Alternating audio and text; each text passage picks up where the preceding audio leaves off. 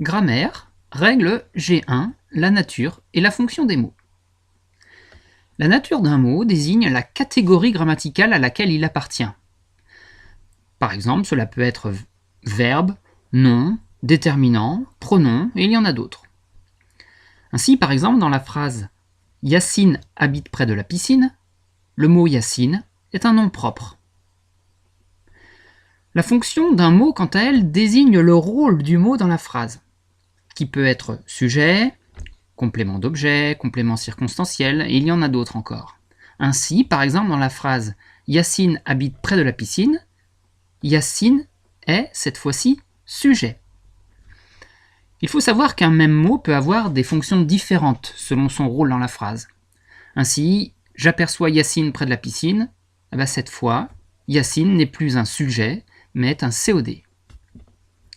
Selon sa nature, un mot n'a pas toujours la possibilité d'avoir des fonctions variées dans la phrase. L'adverbe, par exemple, ne peut être ni sujet, ni complément d'objet. C'est pour ça qu'il est souvent complément circonstanciel. Enfin, le verbe désigne à la fois la nature et la fonction de ce mot. Retiens bien, la nature d'un mot désigne la catégorie grammaticale, c'est-à-dire sa famille, alors que la fonction désigne plutôt son rôle, à quoi il sert, ce mot dans la phrase. Enfin, retiens qu'un même mot peut avoir des fonctions différentes.